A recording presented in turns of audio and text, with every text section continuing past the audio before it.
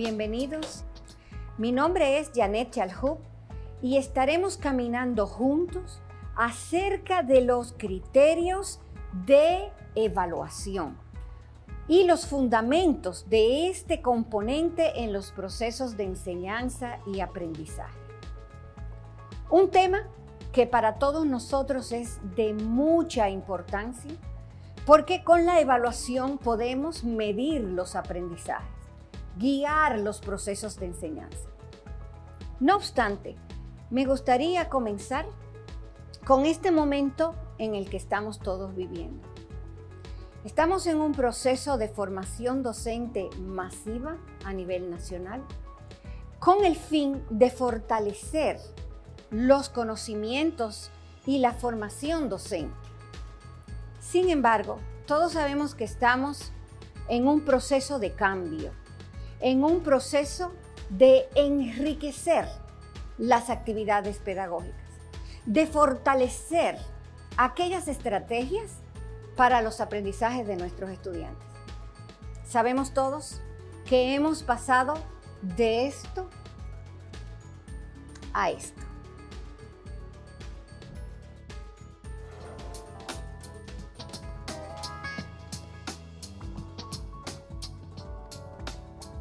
Para comenzar con este tema que se titula La medición del nivel de logro de los estudiantes. Y para inicio del tema, siempre me gusta hacer como un pensamiento, una reflexión detonante. ¿Qué yo quiero que mis estudiantes aprendan? ¿Qué debo hacer? ¿Cómo debo yo organizar la actividad didáctica? ¿Para qué quiero que aprendan tal o cual contenido? ¿Qué veo yo en ellos que se puede desarrollar? Para sustentar la unidad didáctica, lo primero que tenemos que hacer es un breve repaso del diseño curricular dominicano. Nuestro diseño o la base curricular está sustentado en tres grandes enfoques. Por un lado está el enfoque histórico-cultural. Por el otro lado está el enfoque sociocrítico, que vamos a explicar más adelante de qué tratan. Ambos enfoques se sustentan o están amparados en aquello que conocemos enfoque basado en competencias o enfoque de aprendizaje basado en competencias. Y como un marco que abarca toda la fundamentación filosófica y pedagógica de esa base curricular se encuentra el constructivismo, que no es más que una corriente que potencia los aprendizajes centrados en los estudiantes. Debemos pasar de aquella concepción de un aprendizaje centrado en el docente, donde yo lo sé todo, donde yo tengo todos los recursos y te lo transmito. Ya ese concepto en la sociedad actual, con el advenimiento de la tecnología, con la multiplicidad de recursos, ya no podemos seguir trabajando en ese sentido. Y desde hace unos años, nuestro currículum está basado en el constructivismo, que no es más que hacer que los estudiantes tengan actividades dinámicas, que las clases y las metodologías sean activas. Es lo que todos llamamos el desarrollo de una metodología inductiva. Pues para continuar, vamos a hacer un breve análisis de ambos enfoques, los primeros que mencionamos, el sociocrítico y el histórico-cultural. El sociocrítico se basa en que aprendemos de forma colectiva. Ya lo decía Vygotsky o la teoría vygotsiana, que aprendemos de los demás, que nuestro conocimiento se enriquece con los saberes de los demás. Pero también el sociocrítico, tal como su nombre lo indica, busca desarrollar o potenciar a través de las metodologías el pensamiento crítico. Que no se quede solamente en lo que yo leo, me lo creo. En lo que veo, me lo creo. En lo que dice mi maestro, me lo creo. Sino a analizar el por qué.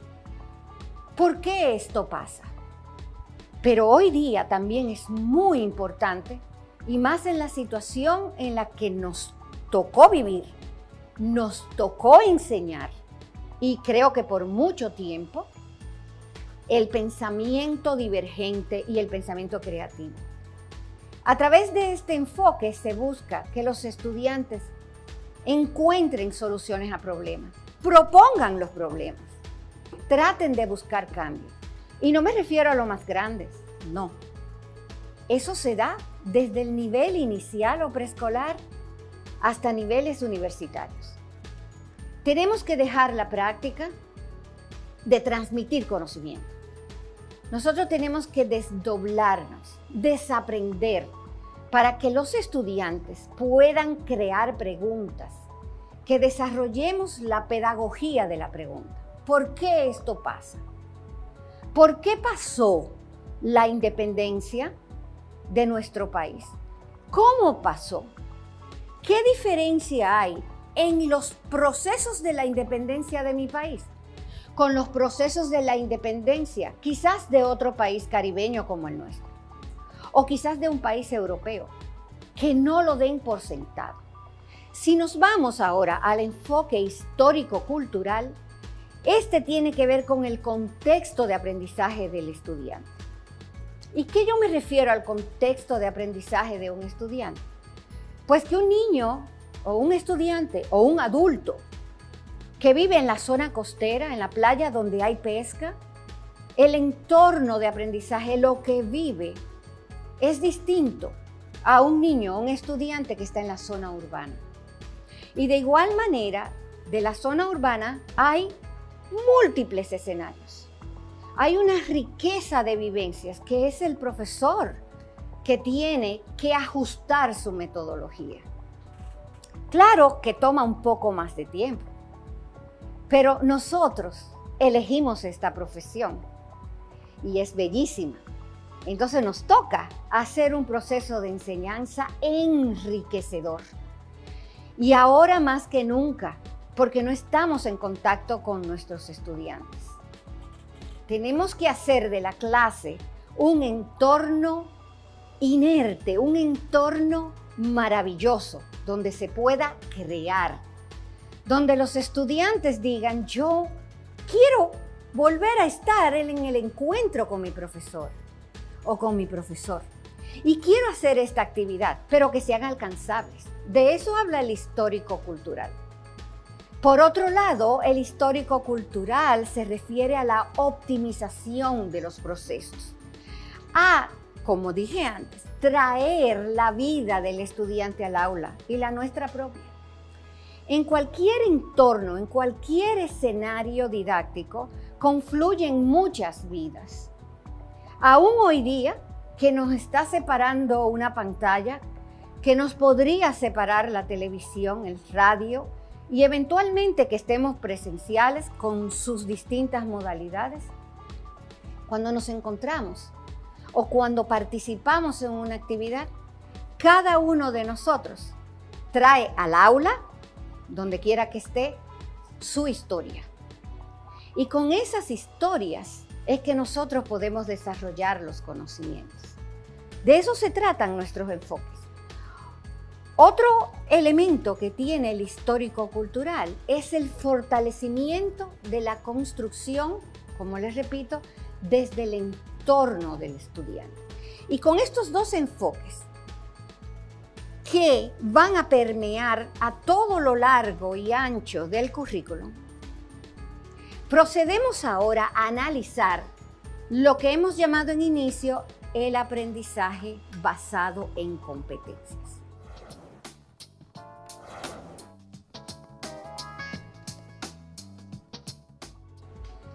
En este tipo de enfoque, como vamos a ver más adelante, las evaluaciones se concentran tanto en la evaluación de la competencia como en la evaluación por competencias. Y para esto vamos a hablar un poquitito de las 3 aristas o 3 avenidas que debemos ir planificando y desarrollando en una clase basada en el enfoque por competencias. ¿Y qué es esto de la competencia? Las competencias no son más que aquellos resultados de aprendizajes esperados. Por eso muchos autores dicen que este enfoque es un enfoque que se mira de atrás para adelante. En nuestro currículum, en la parte de las competencias específicas que vamos a hablar más adelante, ustedes podrán notar que se dividen en 3 columnas. Están las competencias, están los contenidos y están los indicadores de logro. Cuando nosotros trabajábamos en un currículum por objetivos centrados en el docente, primero veíamos el objetivo, desarrollábamos el objetivo por contenido y eventualmente evaluábamos a ver qué se aprendió de eso que enseñamos. En este caso es distinto. En este caso, cuando nos vamos a sentar a diseñar una actividad de evaluación, tenemos que ver primero los indicadores de logro, que de eso vamos a hablar más adelante. Y viendo, visualizando lo que puede hacer nuestro estudiante, volvemos para atrás, por eso se llama de atrás para adelante. Volvemos para atrás a ver si esos indicadores responden a la competencia. ¿Y a través de qué lo vamos a hacer? Pues ahí estarán los contenidos. Más adelante, en este mismo curso, vamos a conocer de qué se tratan cada uno de esos elementos. Pero por ahora, volvamos de nuevo a la competencia y sus 3 avenidas que nosotros debemos trabajar, diseñar, planificar y crear actividades en las que cada una se pueda desarrollar. La primera es el saber. Y el saber tiene que ver con el conocer, el conocimiento. La segunda es el saber hacer o el procedimiento. Y la tercera es el saber ser. El saber ser tiene que ver con los valores y con las actitudes que se desarrollan en un acto didáctico, en una clase, en un curso, en una unidad. Para poder entenderlas, vamos a ver el siguiente gráfico. En este gráfico tenemos 3 círculos que están relacionados con lo que hablamos anteriormente. En el círculo rosado, en el de abajo izquierdo, tenemos lo que son los conocimientos. Y tal como lo indica es el qué. ¿Qué yo voy a aprender? ¿Qué es lo importante que nosotros debemos tener en cuenta para que el estudiante aprenda? Y eso tiene que ver con descripción, conocimiento, argumentación, decir en sus propias palabras, recitar, aprenderse la tabla de multiplicar, describir las partes de una planta y que es muy importante para continuar en la construcción de ideas nuevas. Si seguimos en el siguiente círculo, tenemos el saber hacer o el procedimiento. Son cuando hacemos las prácticas de colocar tildes, las prácticas de separar las palabras de acuerdo a su entonación, prácticas de multiplicar, de sumar fracciones, una vez ya sabemos qué son las fracciones. Y por último, si nosotros vemos, ya queda un círculo mayor que tiene que ver con los valores y actitudes. Nos responde a ¿por qué? ¿Cómo? ¿Cómo lo voy a hacer? Entre ambas, entre las habilidades y las valores y actitudes, nosotros podemos crear una clase maravillosa. Pero ojo, cuando nosotros estamos planificando o estamos analizando los indicadores de logro, podemos tener, por ejemplo, una estrategia que abarque el conocimiento y una estrategia que abarque los valores y actitudes. Les voy a poner un ejemplo. Pero en otra clase podríamos quizás tener el saber hacer, que es lo procedimental, que es la práctica, ir a un laboratorio, separar un ensayo, analizar la secuencia de un evento, de un suceso histórico, etc. Nosotros podemos tener un procedimiento y al mismo tiempo trabajar valores y actitudes. Pero en otra clase o en otra unidad podríamos tener los tres. Podríamos tener el saber hacer y el saber ser, que en nuestro currículum se traduce a competencias conceptuales, competencias procedimentales y competencias actitudinales. Por ponerle un ejemplo, y vamos con el primer caso, cuando usamos conocimiento y actitudes. ¿Y por qué les digo eso? Podemos viajar entre un tipo de competencia y otro. Podemos mezclarlas, por decir así, hacer combinaciones. La competencia que nunca debe faltar en una clase es la competencia actitudinal, el saber ser. Vamos a poner un ejemplo. Si yo estoy en una clase de ciencias naturales y quiero utilizar la competencia conceptual, de conceptos, de hechos, de datos, que son muy importantes. Y aquí quiero hacer un paréntesis, porque en varios entornos, cuando trabajamos las competencias, los profesores me dicen no, porque como el constructivismo son los estudiantes que hacen, yo voy a dejar que creen. Hay que tener un sustento, una base. Nosotros los docentes nos convertimos en guías, en orientadores del proceso, en dinamizadores. Y si nos vamos a la química, en catalizadores del proceso, lo que ayudan a que se vayan creando los conocimientos. Para eso, y antes de retomar el ejemplo que les quiero dar, para eso tenemos que conocer muy bien nuestra asignatura. Tenemos que leerla, tenemos que ver en el currículum de principio a fin de qué trata mi asignatura. ¿Qué conocimientos previos debe tener un estudiante mío para poder desarrollar nuevos conocimientos? ¿Qué recursos tengo a mano en este momento y siempre? ¿Qué recursos tengo yo a mano para poder desarrollar esa clase? ¿Qué características o qué evidencias voy a tener de que mi estudiante pudo desarrollar ese conocimiento, pudo aprender? Porque el fin último de toda formación docente, el fin último es que los estudiantes aprendan. Retomo los ejemplos.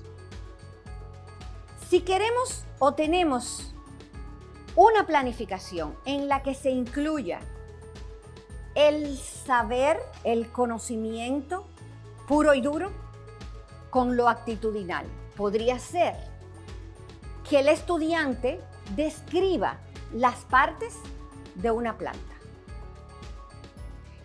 El solo hecho de describir está trabajando niveles de pensamiento inferiores.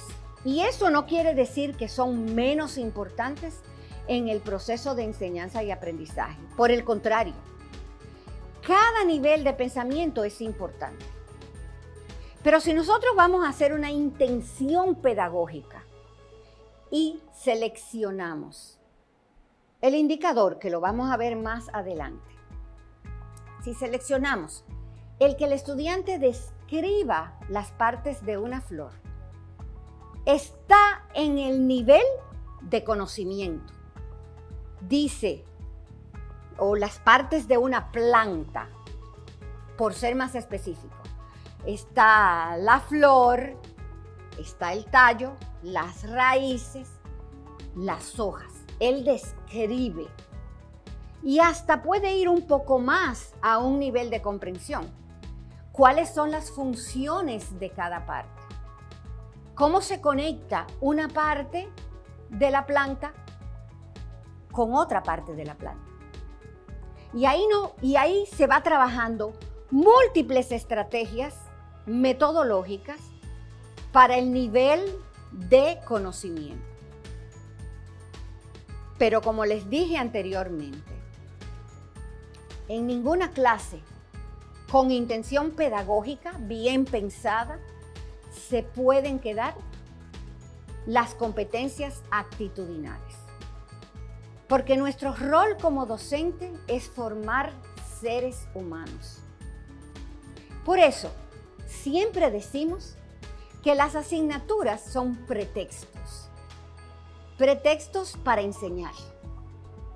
Si yo quiero enseñar las partes de una planta o debo enseñarla, las partes de una planta, debo aprovechar cada momento para formar en valores y en actitudes. Y ahí de inmediato debo enfocar algunas de las actividades y algunas de las estrategias en que el estudiante valore la naturaleza. No solamente describir las partes y sus funciones, que en eso nos quedamos, sino qué tienes tú alrededor, cómo puedes cuidarla, qué está pasando. Por ejemplo, puedo dar un ejemplo tácito. Ahora estamos todos, por nuestra salud y la de los demás, utilizando mascarillas. Sin embargo, cuando caminamos por las orillas de las playas, las mascarillas están encima de las matas, tiradas. Y ahí es una oportunidad para enseñar a cuidar la naturaleza. Por eso les digo que hay como una combinación que siempre debe de existir. Competencia conceptual o contenidos conceptuales con los contenidos actitudinales. Si nos vamos a otro ejemplo, en lo que tiene que ver los saberes de procedimiento, los contenidos de procedimiento, las competencias de procedimiento, yo podría irme un poco más. Si ya yo sé lo que es una fracción, el numerador, el denominador, ¿qué significa el denominador? Que si es una pizza y la divido entre 4 personas, 1 entre 4, los pedazos son mayores. Pero si divido la misma pizza entre 8 personas, los pedazos son menores, en forma proporcional. Ahí entonces yo puedo utilizar los saberes para desarrollar clases de saberes o competencias procedimentales, de práctica, que tiene que ver con escriba una fracción similar, suma de fracciones, simplificación de fracciones, y estamos en ese proceso de lo que es los conocimientos de saberes y competencias procedimentales. Sin embargo, en esa clase tampoco debe faltar la competencia actitudinal. Si me dan un ejemplo, yo les daré uno.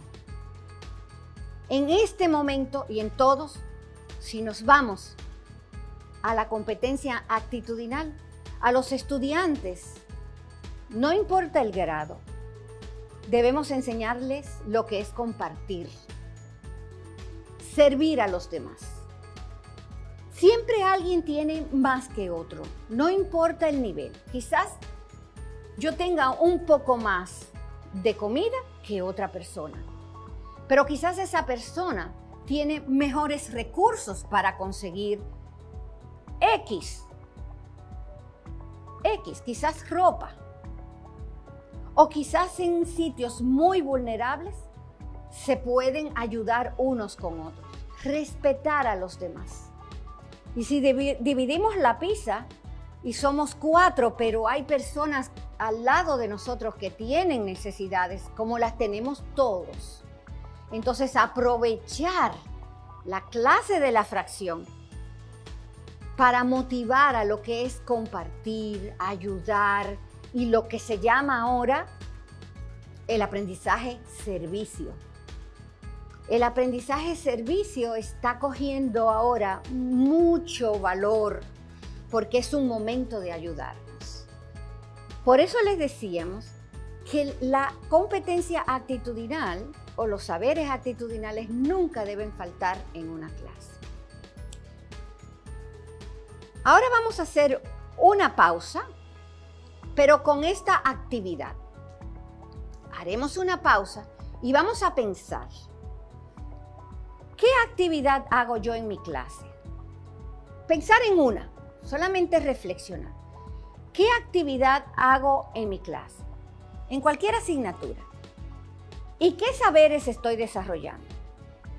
Y si estoy tocando la competencia actitudinal. En la diapositiva anterior estábamos analizando un poco los distintos tipos de clases que se desarrollan de acuerdo a los saberes que vamos a trabajar con los estudiantes.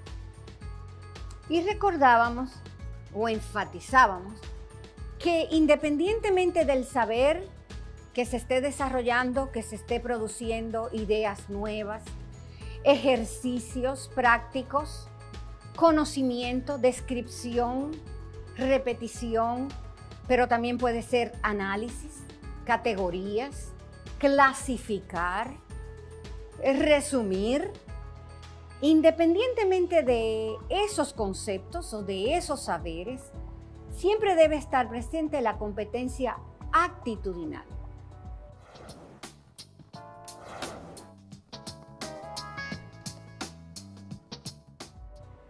Pero para poder medir una competencia, recuerden que las competencias son los aprendizajes esperados, los resultados de aprendizajes esperados. Pero para una evaluación efectiva y asertiva, ¿cómo vamos a medir el nivel de logro de una competencia en particular? Como por ejemplo, comprende textos literarios. Esa es una competencia general en un curso, a todo lo largo de un curso. ¿Cómo nosotros sabemos o podemos evaluar si un estudiante pudo comprender los textos literarios? No podemos entrar en su cabecita y medir hasta aquí lo aprendió, hasta aquí lo comprendió. No. Tenemos que utilizar estrategias y evidencias tangibles que nos ayuden a evaluar el desarrollo de esos conocimientos. Entonces, por eso ahora le vamos a presentar una diferencia o una tabla en la que mostramos las características tanto de competencias como de indicadores de logro. Por ejemplo, las competencias son los aprendizajes esperados, mientras que los indicadores de logro permiten medir y aterrizar las competencias. Si yo hablo de comprender textos literarios, en lengua española, por ejemplo, hay 4 competencias fundamentales, que son la producción oral, producción escrita, comprensión oral y comprensión escrita. Esas son las competencias, esos son los 4 aprendizajes esperados en lengua española en nuestro currículum, desde el nivel inicial hasta el último año del nivel secundario. Y para nosotros poder medir esas competencias, se encuentran los indicadores de logro. Por eso decíamos que este enfoque basado en competencias es un enfoque de atrás para adelante, porque en nuestro currículum lo primero que tenemos que analizar son los indicadores de logro que respondan a la competencia. Otro punto importante es que las competencias, como les dije, no son medibles, no son tangibles. Con los indicadores de logro podemos observar, podemos medir, podemos evaluar el seguimiento de los aprendizajes. Otra característica de las competencias es que se desarrollan a lo largo de todo el currículum. Por ejemplo, en matemática, el desarrollo de pensamiento crítico como competencia específica del área. Mientras que los indicadores se van desarrollando por niveles de pensamiento. Identificar, clasificar, realizar un esquema, hacer un resumen, todo aquello que nos lleve a medir para la futura evaluación y seguimiento de los procesos. Las competencias de su lado se miden por niveles de logro o niveles de dominio. Por ejemplo, el primero en desarrollo quiere decir que de todos aquellos indicadores que sustentan las competencias, debemos ver cuáles se han desarrollado, en qué proceso están, qué le falta al estudiante para seguir su proceso de aprendizaje. El segundo nivel es el nivel de competente o intermedio, es decir, que de los distintos niveles de dominio está en el nivel medio y eso nos ayuda en los indicadores para saber, bueno, de 4 indicadores que tiene esta competencia, esta es la competencia y yo voy a ver cuáles indicadores responden a ella. De esos 4 indicadores ha podido desarrollar 3, que vamos a ver más adelante con ejemplos claros de cómo se dividen los niveles de dominio. Y el nivel experto es aquel que puede completar cada uno de los indicadores. Vamos a hablar y hacer una pequeña similitud entre los indicadores y competencias. Por ejemplo, cuando yo voy a donde un médico, porque no me siento bien, quizás me duele mucho la cabeza, para el médico determinar qué tipo de enfermedad está asociada al dolor de cabeza, busca distintos síntomas y nos dice, si usted tiene 2 o 3 síntomas, puede ser esto. Si usted tiene 4 síntomas, puede ser esto. Entonces, esa relación que hago con la medicina es más o menos con los indicadores de logro. Cuando tenemos una competencia y queremos medir el avance de aprendizaje de los estudiantes, decimos, si pudo desarrollar y puedo ver bajo un esquema, bajo un mapa mental, bajo una figurita de masilla o dibujo que haga un estudiante, o sea, lo que vemos que el estudiante hace, si logra 2 o 3 indicadores que están bien expresados en el currículum y ya lo ha podido desarrollar, decimos entonces que la competencia ha sido adquirida, se ha encontrado el resultado de aprendizaje. Otra categoría u otra característica de las competencias. Tenemos competencias fundamentales que permean todo el proceso de enseñanza a lo largo del currículo. Pero hay competencias específicas por área. Por ejemplo, las de matemáticas son muy particulares para el área de matemáticas. Las de lengua española, tal como yo les expliqué, son específicas de lengua española. El acervo cultural que se da en un entorno didáctico, el vocabulario que se usa, es específico para cada área. Y así sucede para ciencias de la naturaleza y para ciencias sociales. ¿Qué pasa con los indicadores de su lado? Que los indicadores parten de la competencia específica de cada área y van desarrollándose, potenciándose, enriqueciendo de acuerdo al ciclo y al área. y al grado en el que está el estudiante. Ahora queremos enfatizar un poco en las competencias específicas, aquellas que mencionamos que son relativas a cada área disciplinar, aquellas que son de matemáticas, aquellas que son ciencias de la naturaleza, de ciencias sociales, de lengua española, de educación física, de artística, son particulares para cada área, incluso de los idiomas. ¿Cuál es la particularidad de las competencias específicas?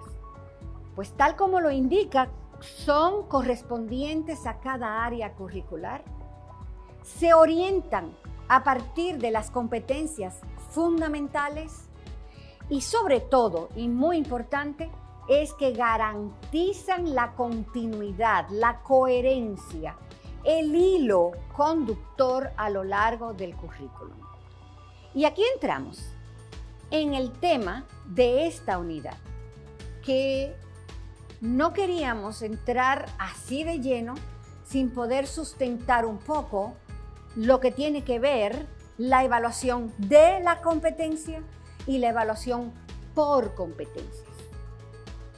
Zavala en el 2003 indica que las competencias, o mejor dicho, la evaluación basada en competencias, es un seguimiento y certificación de los aprendizajes esperados, pero con determinados saberes que se va a desarrollar en una unidad didáctica. Y vamos a ver en un momento cómo se desdobla, cómo se deconstruye un indicador de logro para poder medir los aprendizajes, que normalmente responden a las preguntas: el para qué, con qué voy a evaluar, cuándo voy a evaluar, qué voy a evaluar y qué tipo de evaluación debo aplicar. Entonces, si retomamos un poco lo que hemos venido diciendo, nosotros estamos cambiando desde hace unos años de un enfoque basado en objetivos, centrado en el docente, hacia uno basado en los aprendizajes, centrado en los aprendizajes.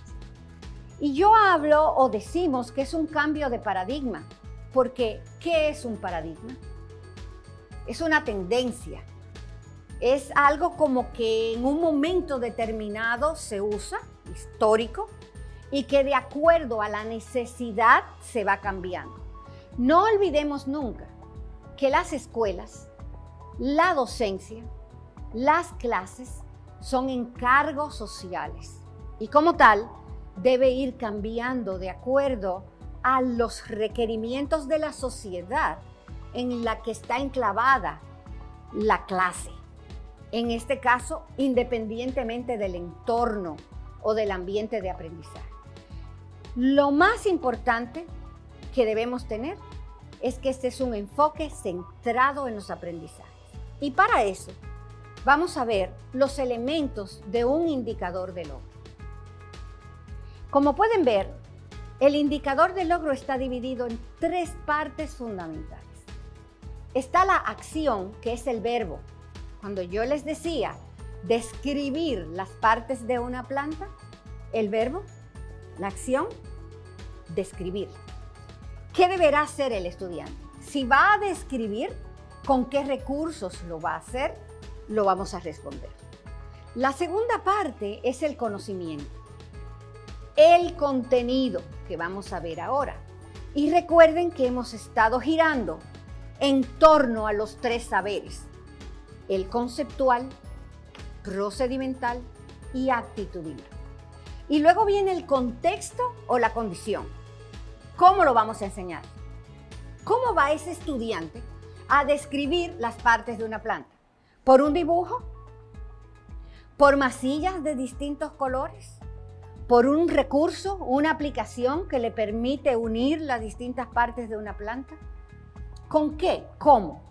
Tres partes importantes: la acción, el conocimiento y el contexto.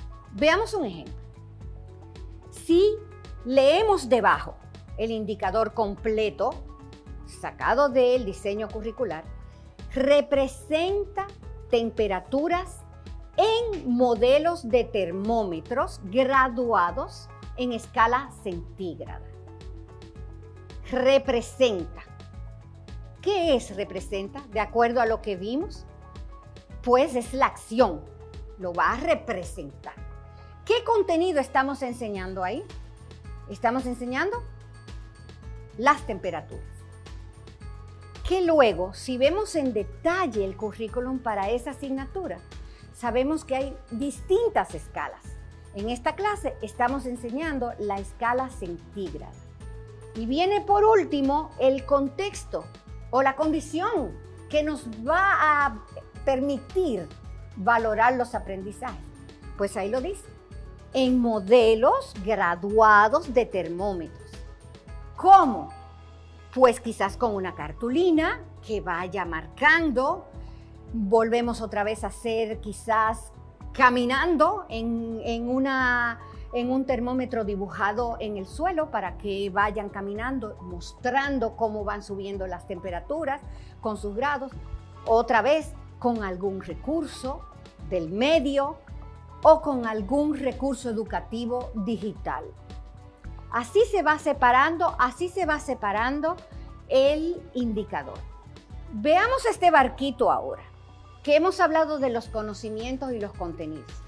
En el primer caso de describir las partes de una planta, el conocimiento, el contenido, pues la planta. En el caso de representar las temperaturas en distintas escalas, el contenido, pues la temperatura. Entonces los contenidos son los mediadores y así mismo están en el currículum. Competencias, contenidos e indicadores. Son como el puente que después que vemos lo que el estudiante debe aprender en un curso, vemos si esos indicadores responden a la competencia, ¿con qué lo vamos a desarrollar? Con los contenidos. Y si los vemos son igualmente que las competencias específicas, saberes propios de cada área curricular. Saberes propios, conceptos propios, procedimientos propios de cada área curricular. Son los mediadores del aprendizaje. Si yo quiero representar en una escala centígrada o de Fahrenheit, ¿qué es lo que debo representar? Pues la temperatura, que es una medición de calor. Y esos contenidos se desdoblan, se separan en contenidos procedimentales, contenidos conceptuales y contenidos actitudinales. ¿Y por qué digo primero procedimentales? Porque siempre se tiende a pensar que debemos nosotros primero enseñar lo que es una temperatura y luego que los estudiantes la representen. Ahora no es así.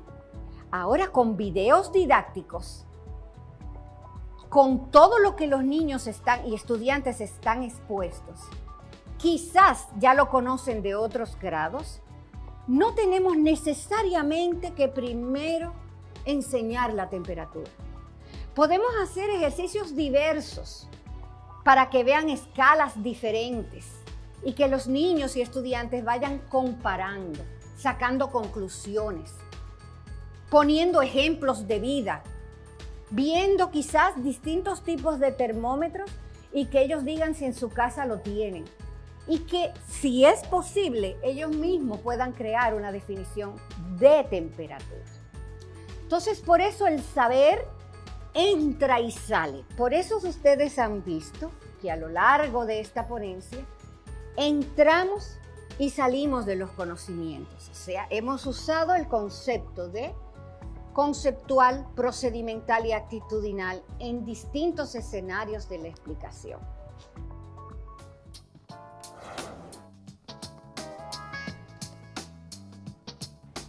Y para concluir con esta parte, vamos a rescatar 2 o 3 ideas centrales. Nuestro currículum está basado en el enfoque por competencias. Con él conviven el enfoque sociocrítico y el histórico-cultural, enmarcado dentro del componente pedagógico del constructivismo. De ahí se desprende que vamos a analizar las competencias como resultados esperados, evaluar los indicadores de logro en sus componentes y en sus partes para poder definir el tipo de evaluación, y que además tenemos los contenidos como mediadores de los aprendizajes significativos.